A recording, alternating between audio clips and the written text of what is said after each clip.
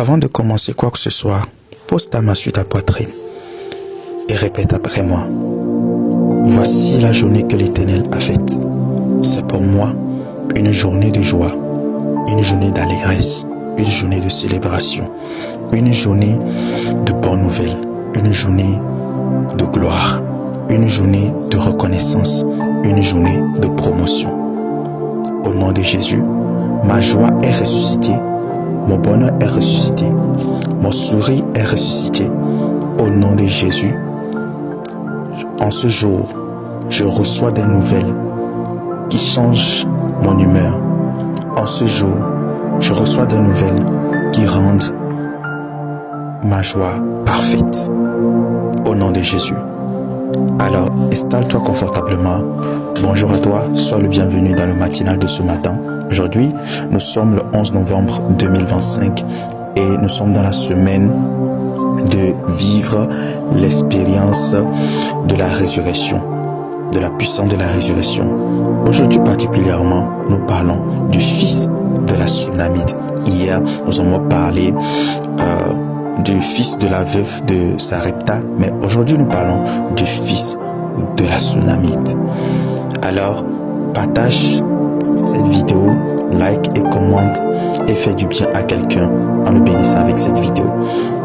Nous sommes dans 2 Rois, nous sommes dans 2 Rois 4 à partir du verset 32 où je vais vous mettre dans le contexte au lieu de lire le verset. Voici ici une femme qui avait demandé un enfant à Dieu. Le prophète Élisée était venu s'installer auprès d'eux des années auparavant. Et la femme était stérile. Après cela, la femme, Élisée a prié pour la femme. La femme est devenue enceinte. Elle a mis au monde un enfant.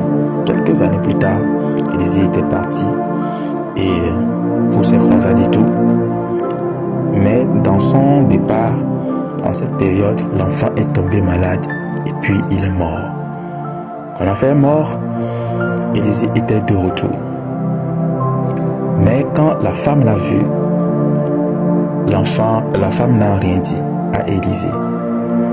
Vu qu'il a l'habitude de s'installer auprès d'eux, il y a une chambre qu'on appelle chambre haute. C'est la chambre d'honneur qu'on lui avait donnée dans la maison.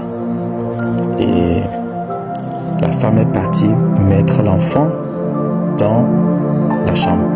Elle n'a rien dit à son mari et elle n'a rien dit à Élisée. Elle a mis l'enfant dans la chambre. Lorsque Élisée est rentré, il a vu l'enfant était mort sur le lit.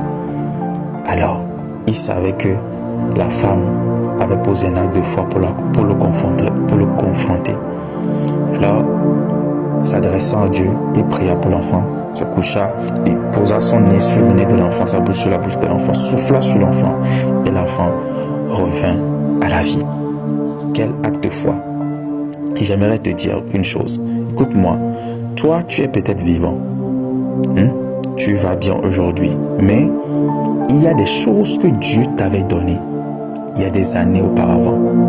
Ça peut être une relation amoureuse, ça peut être un enfant, ça peut être un travail, ça peut être une promotion qu'on t'avait donnée, ça peut être une voiture, ça peut être une maison, ça peut être une intimité, l'intimité que tu avais avec le Saint-Esprit, ta capacité à lui obéir, ta vie de prière, ça peut être le don spirituel que Dieu t'a donné, ça peut être pour d'autres, c'est l'appel au ministère que vous avez reçu et bien d'autres encore. Pour d'autres, c'est des voyages, des projets de voyage, d'autres les projets d'entreprise, etc., etc. Que Dieu vous avait donné, Dieu vous avait parlé, Dieu vous avait donné des visions, Dieu vous avait communiqué, tout était clair et vous avez bien commencé. Mais quelque chose s'est passé en cours de route.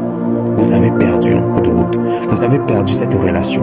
Vous avez perdu ces promoteurs de destinée. Vous avez perdu ce travail. Vous avez perdu cette entreprise ou bien vous avez commencé par faire faillite. Les chiffres d'affaires ont commencé par dégringoler. Vous ne faites plus de revenus. Ce que Dieu vous avait annoncé et qui a commencé par se manifester, c'était comme une plante qui sort du sol. Et pendant qu'il croît, on vient la couper. Vous avez été coupé dans votre évolution. Vous avez été arrêté dans votre ascension. Vous avez été stoppé dans votre croissance. Mais aujourd'hui, j'ai une bonne nouvelle pour toi. comme cette femme sunamite. Vous savez ce qui me plaît avec ça, la femme sunamite? Elle n'a rien dit à son mari. Elle ne s'est pas plainte. Elle ne s'est pas adressée aux hommes, mais elle s'est adressée à la porte de Dieu. Elle a frappé à la porte de Dieu. Elle est partie mettre son problème dans la présence de Dieu. Et j'aimerais te dire, aujourd'hui que tu es en train de m'écouter, j'aimerais que tu poses un acte de foi. Ok? Pose un acte de foi avec moi. Ok? C'est une instruction prophétique que je te donne. Écris ce que tu veux voir ressusciter dans ta vie, ce que Dieu t'avait donné, que tu as perdu. Écris-le.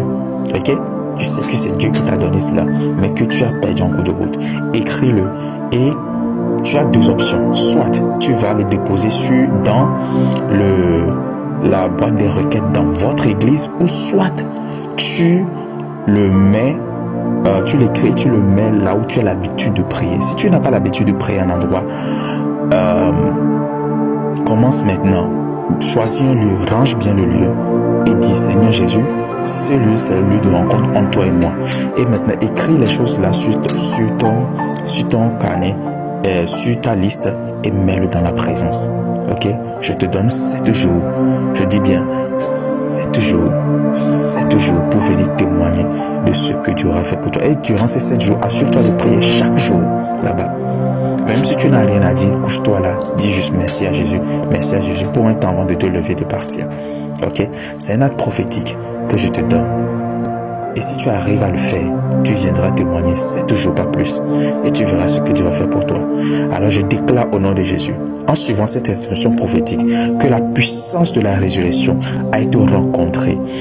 Que le système que Dieu a mis en place pour restaurer les vies, changer les vies, ressusciter la vie des gens, que ce système soit enclenché en ta faveur au nom de Jésus. Sois béni. Shalom. Excellente journée à toi.